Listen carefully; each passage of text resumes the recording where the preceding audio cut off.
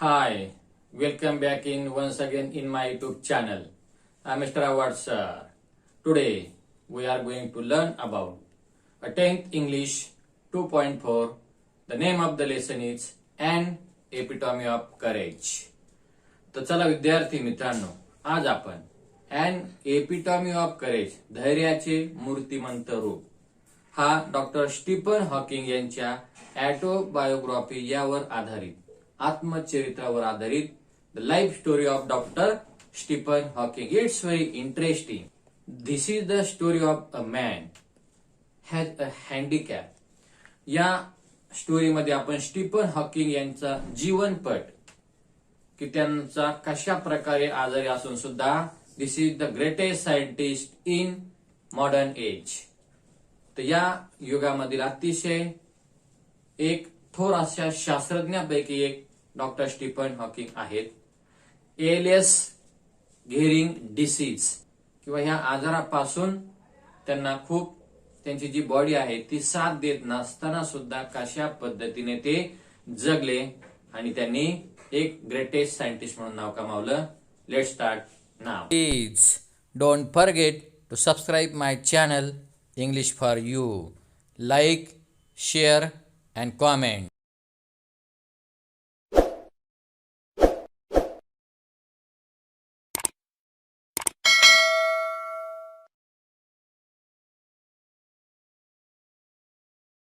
Let's start now. We often tend to hide behind our weaknesses, disabilities, handicaps, or mourn over them our whole life through. अनेकदा आपण आपल्या कमतरता, दुबळेपणा, अपंगत्व यांना पडद्याआड लपायचा प्रयत्न करतो किंवा आयुष्यभर त्यांचा विचार करत आपण काहीतरी कुडत बसत असतो. Doctor Stephen Hawking, one of the greatest scientist of this century, did not do so. Doctor Stephen Hawking या शतकातील महान शास्त्रज्ञापैकी एक यांनी मात्र तसं काही केलेलं नाही. In spite of suffering from a very rare and dreaded disease, doctor Hawking continue his research undaunted. एका अति दुर्मिळ आणि भयंकर अशा आजाराला तोंड देत त्यांनी आपले संशोधनाचे कार्य अविरतपणे चालू ठेवलेले आहे.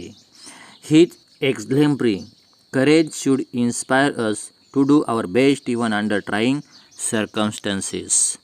त्याच्या या अतुलनीय धैर्यातून आपण कसोटीच्या प्रसंगाला सुद्धा कशा उत्तम प्रकारे सामोरे जायचे याची प्रेरणा आपण निश्चित यातून घ्यायला पाहिजे. एक्झम्प्लरी या शब्दाचा अर्थ आहे प्रेरणादायी. नेक्स्ट पॅराग्राफमध्ये पहा. Exactly 300 years after the death of the great scientist Galileo, doctor Stephen Hawking was born in Oxford, London on the 8th day of January 1942.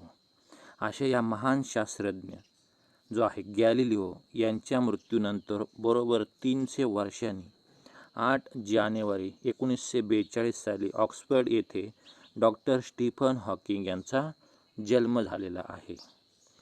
Little did his parent know that one day their little boy would be held as one of the greatest scientist of this century. त्यांच्या पालकांना त्यावेळी म्हणजे थोडीशी सुद्धा कल्पना नव्हती की त्यांचा हा मुलगा पुढे मोठा होऊन या शतकातील थोर शास्त्रज्ञांपैकी एक म्हणून ओळखला जाणार आहे आणि त्याच्या बुद्धीच्या तेजाने हा पूर्ण आसमंत उजळून जाणार आहे याचं त्यांना अजिबात कल्पना नव्हती. Neither could anybody imagine that his mind would soar up into space like light. आणि त्याच्या ह्या बुद्धीने हे जे आसमंत आहे हे तेजाने बुद्धीच्या उजळून जाणार आहे एवढा हा महान शास्त्रज्ञ होणार होता याची त्यांना कल्पना नव्हती.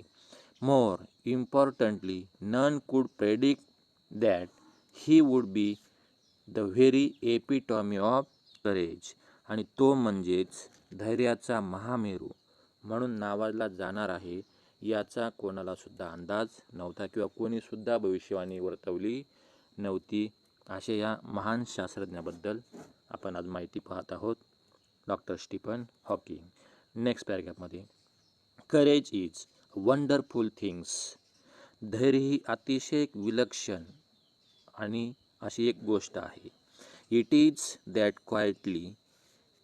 That quality which makes people not lose heart when face with a great calamity. हा गुण अंगी असेल तर कोणताही मनुष्य कितीही महाभयंकर संकटांना सामोरे जाऊ शकतो. इट कुड not be an exaggeration to say that Dr. Stephen Hawking, a living legend of cosmology, is the very personification of courage and hope. Doctor Stephen Hawking विश्वनिर्मिती शास्त्रातील म्हणजे कॉस्मॉलॉजी एक आख्यायिका आणि धैर्य व आशावाद यांचं मूर्तिमंत रूप आहे असं म्हटलं तर कोणतीही अतिशयोक्ती ठरणार नाही. एक्झॅजरेशन म्हणजे अतिशयोक्ती, कॉस्मॉलॉजी म्हणजे हे विश्वनिर्मितीशास्त्र. Except his mind his whole body is bound to a wheelchair thanks to a cruel quirk of fate. आणि नियतीच्या खेळाचे जसे फासे असतात तसे उलटे पडल्यामुळे म्हणा एक बुद्धिमत्ता सोडली, त्यांचा जर फक्त मेंदू जर सोडला तर बाकी संपूर्ण शरीर व्हीलचेअरवरती त्यांचं गेलेलं आहे. Yet he is one of the greatest scientist of this century. तरीसुद्धा ते या शतकातील एक महान शास्त्रज्ञ होऊन गेलेले आहेत. नेक्स्ट पॅराग्राफमध्ये पहा. पुढच्या दिले and average child Stephen grew up to be a normal teenager full of mischief and lots of love for music and mathematics.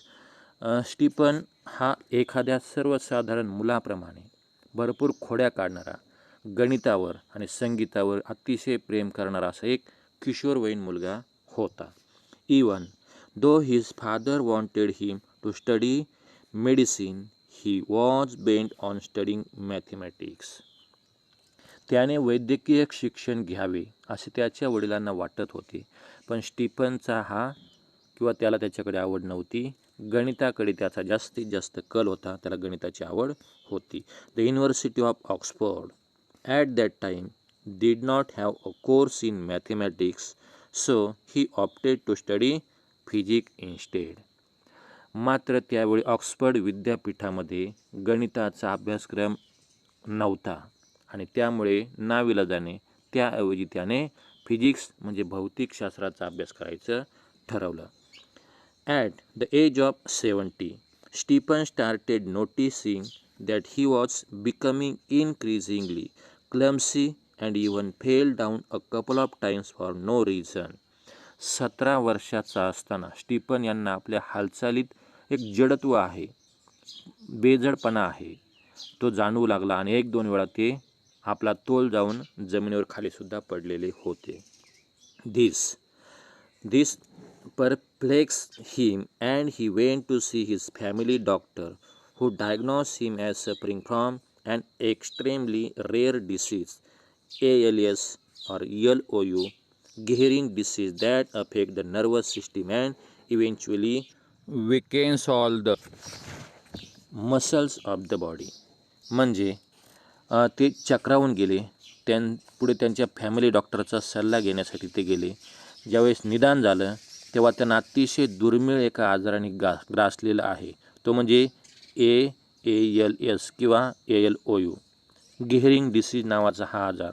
मज्जा संस्थेवर परिणाम होतो आणि शरीरातील सर्व स्नायू कमकुवत होतात, शिथिल होतात. Stephen says that even as a child his muscles coordination was nothing to write home about. Stephen म्हणतात की लहानपणी त्यांच्या स्नायूंचा जो समन्वय आहे काही फारसा चांगला नव्हता. He recollect that his handwriting would send his teacher into a fit of frenzy. म्हणजे त्यांचे शिक्षकसुद्धा त्यांच्या हस्ताक्षरामुळे त्रस्त व्हायचे आणि स्टीफन ती आठवण त्यांना ते सांगत आहे. फिट ऑर फ्रेंझी म्हणजे संतापणे राग येणे. Nor was he incline toward sport, आणि त्यामुळे त्यांना खेळामध्ये सुद्धा आवड नव्हती. Nevertheless this disease came as a bolt from the blue. आणि अशी असली तरी ही आजाराची बातमी त्यांना म्हणजे अजिबात ते खचले नाही, हादरले नाही. अ बोल्ट फ्रॉम द ब्ल्यू या शब्दाचा अर्थ आहे धक्कादायक यंत्रणा असणे. इन्क्लाइन म्हणजे रुची, आवड असणे. म्हणजे लहानपणापासून स्टीफन हॉकिंग यांना हा जो रेअर डिसीज आहे, हा जो दुर्मिळ असा आजार आहे, हा लहानपणापासून नव्हता. म्हणजे 17 वर्षाच्या वयापर्यंत ॲज अ नॉर्मल चाइल्ड, लहान मुलाप्रमाणे, इतर किशोरवयीन मुलाप्रमाणे त्यांचं संपूर्ण 17 वर्ष व्यवस्थित आनंदात गेले आणि त्यानंतर मात्र त्यांना हा रेअर डिसीज म्हणजे जो ALS गेहरिंग डिसीज आहे त्याची सुरुवात झालेली आहे, की ज्यामुळे फक्त मेंदू चालतो, बाकी पूर्ण शरीरावर जडत्व, म्हणजे संस्था असते त्याचं अजिबात कार्य चालत नाही. म्हणजे अशा आजाराने हे स्टीफन हॉकिंग ग्रासलेले आहेत. नेक्स्टमध्ये पहा, how much time he had lived on this planet was very uncertain. मग या जमिनीवर ते किती काळ राहणार होते याची कोणतीही शाश्वती नव्हती. म्हणजे अनसर्टन, अनिश्चितता, किती वेळ ते जिवंत राहतील याची काही गॅरंटी नव्हती. The prognosis was bad and the doctor said they could not do much. आणि रोगाचे पूर्व निदान खूप वाईट होते आणि डॉक्टरांच्या म्हणण्यानुसार फार काही त्यामध्ये करण्यासारखं नव्हतंच. म्हणजे त्याचं निदान होऊ शकत नव्हतं. Undaunted, Stephen decided to continue his research and even got engaged to a Jane Wild. आणि मग पुढे खचून न जाता स्टीफन हॉकिंग एवढ्या आजाराला सुद्धा त्यांनी धैर्याने तोंड द्यायचं ठरवलं. हिम्मत, धैर्य सोडायचे नाही. आणि त्यांनी पुढे आपलं संशोधन कार्य जे आहे ते चालू ठेवायचं आणि जेन वाईल्ड या नावाच्या मुलीशी त्यांचा विवाह आहे तो त्यांनी एंगेजमेंट केलेली आहे, विवाह केला. Hawking says that ironic as it may sound it is at this dismal stage he begin enjoying life the most. म्हणजे ऐकायला उपरोधिक वाटेल, पण हॉकिंग असं म्हणतात की ते म्हणजे त्यांचा जो उद्वेग आहे ते उद्वेगजनक परिस्थितीत ते जीवनाचा सर्वाधिक आनंद घेऊ लागले होते. म्हणजे ते त्यांच्या याच्यामध्ये अतिशय समाधानी होते. This he said was because he started living life for the moment and continue his doctoral research work with renewed vigour. मग त्यांचं एक कारण, त्यांनी या क्षणापुरते जगा याला सुरुवात केली आणि प्रत्येक क्षण जगायचा आणि डॉक्टरकीचे संशोधनसुद्धा नव्या जोमाने सुरू केलेलं होतं. म्हणजे अशा अर्थाने विगोर म्हणजे जोम, रिनो म्हणजे नव्या जोमाने. नेक्स्ट पॅरेग्राफमध्ये, in the meanwhile the disease work its way into Stephen's body and let him disable. दरम्यानच्या काळात आजाराने हळूहळू स्टीफनच्या शरीराचा पूर्ण ताबा घेतला आणि त्यांना बऱ्यापैकी अपंगत्व, डिसेबल आलेलं आहे. He began studying the concept of black holes to get his PhD.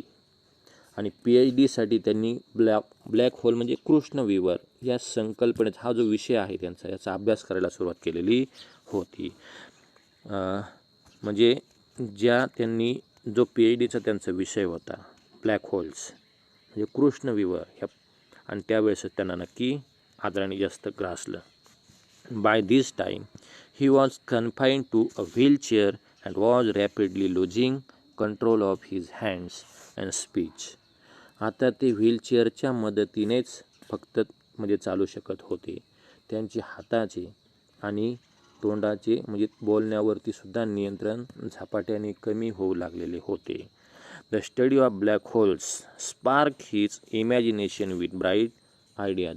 म्हणजे जे ब्लॅक होल आहे त्या कृष्णविवराच्या अभ्यासाने त्यांच्या कल्पनाशक्तीला नवकल्पना किंवा नवीन कल्पना त्यांच्यामध्ये येत होत्या. म्हणजे त्यांना नवीन संकल्पना आवडायच्या. He made many epoch making statement that shook establish theories. त्यांनी केलेले अनेक युगप्रवर्तक जे विधानं आहेत, आधी सिद्ध झालेल्या सिद्धांतांना हादरवून त्यांनी टाकलेलं होतं. म्हणजे एवढं आजारी असताना सुद्धा ते ह्या गोष्टी करत आहे. इपोक मेकिंग म्हणजे युगप्रवर्तक. Scientist believe that the universe began with a big bang. म्हणजे जे शास्त्रज्ञ आहेत त्यांच्या मते या विश्वाची निर्मिती जी सुरुवात आहे एक प्रचंड विस्फोट होऊन म्हणजे बिग बँग होऊन झालेली आहे असं त्यांचं मत होतं. To explain this concept better, Stephen invented what is known as Lie algebra. ही संकल्पना अधिक चांगल्या प्रकारे स्पष्ट करण्यासाठी स्टीफनने लाय अल्जेब्रा याचा शोध लावलेला होता. म्हणजे आपल्या अपंगत्वावरती मात करून, जे अपंगत्व आहे, जडत्व आहे, याच्यावर मात करून स्टीफन याने जी बिग बँग आहे म्हणजे या विश्वाची निर्मिती एक स्फोट होऊन झालेली आहे याच्यावरती, ब्लॅक होलवरती अभ्यास सुरू केला. नेक्स्ट पॅराग्राफमध्ये पहा. Though confine to a wheelchair with no control over his body save a finger and with a computer to help him express his thought. म्हणजे शरीरावरती नियंत्रण गेल्यामुळे फक्त व्हीलचेअरला ते जखडून होते आणि असे असले तरी कॉम्प्युटरच्या मदतीने ते त्यांचे विचार व्यवस्थितपणे मांडू शकत होते. म्हणजे पूर्ण त्यांचे विचार ते कॉम्प्युटरमार्फत मांडायचे. Doctor Hawking is an authority on profound subject of science.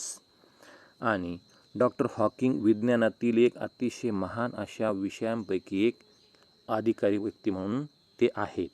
म्हणजे विज्ञानाची त्यांना पहिल्यापासून आवड आहे. Numerous honorary doctorate and awards have been bestowed on him. म्हणजे असंख्य मानद डॉक्टरेट पदव्या आणि पुरस्कार त्यांना त्याविषयी बहाल करण्यात आलेले आहेत, त्यांना मिळालेले आहेत. बेस्टो शब्दाचा अर्थ बहाल करणे, मिळणे.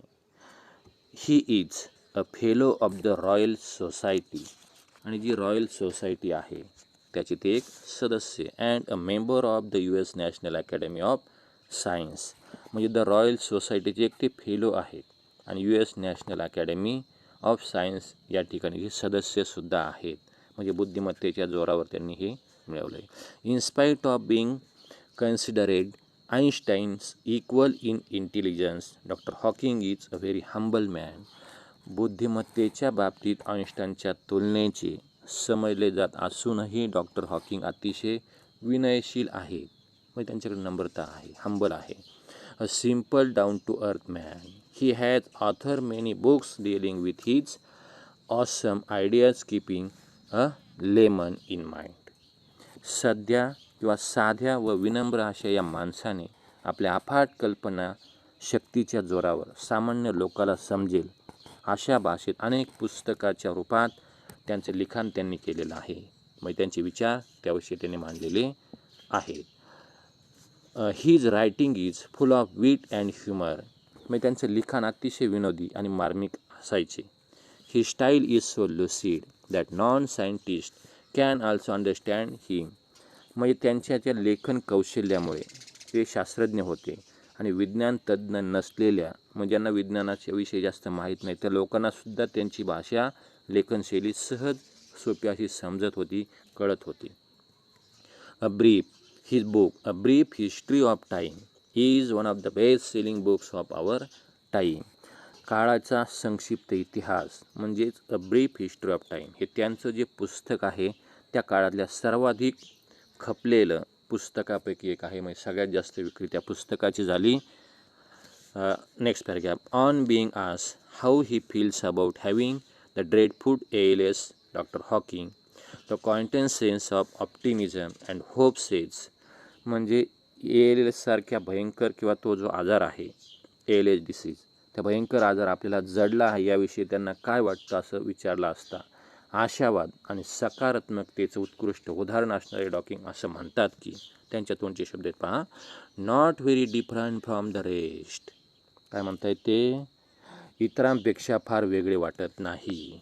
I try and lead as normal a life as possible and not think about my condition or regret the things it prevent me from doing which are not many. इतरांपेक्षा काही वेगळं वाटत नाही. शक्य होईल तितके सामान्य आयुष्य जगण्याचा मी प्रयत्न करतो आणि माझ्या या शारीरिक स्थितीबद्दल फार विचार करत नाही किंवा त्यामुळे मला ज्या काही थोड्याशा गोष्टी करता येत नाहीत त्याबद्दल खेदसुद्धा मी करत नाही. असं त्यांचं तोंडचे हे उद्गार आहेत. लास्टमध्ये पहा. Doctor Hawking firmly believe that in the next millennium science will discover the core secret of the universe, its origin its history and maybe even predict its ultimate demise.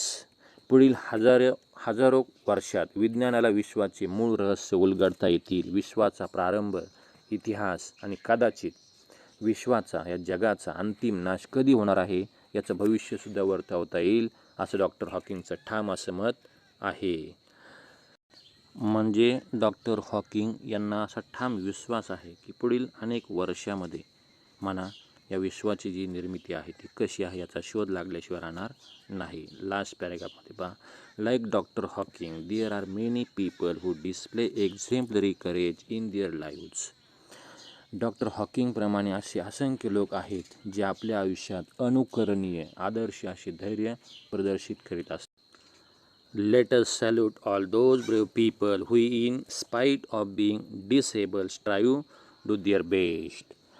आपल्या अपंगत्वावर मात करीत अलौकिक कार्य करणाऱ्या अशा सर्व हिंमतवान व्यक्तींना शतशः प्रणाम. अशा या महान शास्त्रज्ञाला सॅल्यूट अशा अर्थाने याचा म्हणजे ह्या स्टीफन हॉकिंगबद्दल आपण माहिती पाहिली. Thank you all of you. Good bye.